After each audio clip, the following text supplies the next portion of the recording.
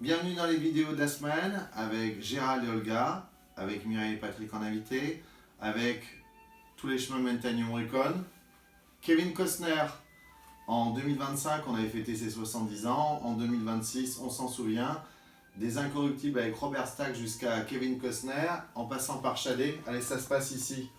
On vous a mis un thème moins connu, mais justement centré sur Ness and His Family, la BO qui avait valu le Grammy Award et la nomination à l'Oscar pour ce chef-d'œuvre de De Palma. Alors justement, c'est rigolo, le 13, il y a eu la première incarnation d'Eliot Ness avec Robert Stack, et puis le même 13, une autre série plus récente qu'on a beaucoup aimée, Gérald Olga, La vérité sur l'affaire Ike Ebert, avec Patrick Dempsey qui fête ses 60 ans en 2026. Fade Away, dans la brume parisienne, filmé par René Clément. Un film à recommander avec une très jolie musique signée Gilbert Bécaud. Ah ouais. La maison sous les arbres. On vous passe le générique.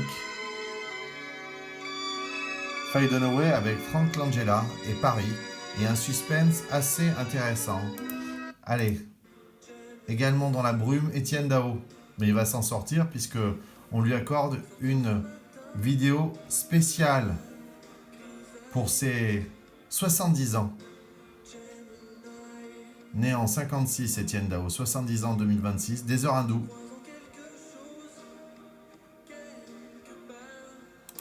Le 14 et le 15. Monsieur, vous baisez ma fille?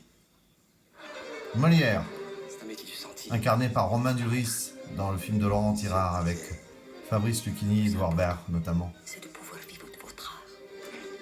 On avait adoré ce film. Comédie qui explore l'âme humaine. Ce genre de comédie n'existe pas. Eh bien, inventez-le. Le grand Molière. Et ensuite, on enchaîne avec Shadé, I'm Gonna to Love, en 84, dans l'album Diamond Life. Également né un 16, John Carpenter. Alors nous, cette année, on a découvert Vampires avec James Woods.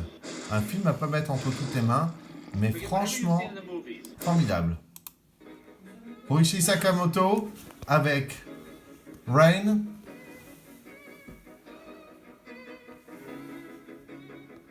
Le dernier empereur. Ici, en version piano, trio, de concert. Magnifique.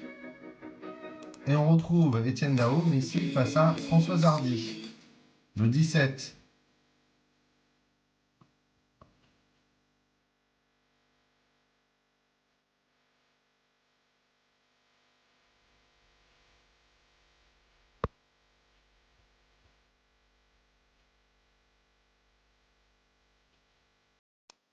On enchaîne avec Cary Grant face à Loretta Young et David Niven.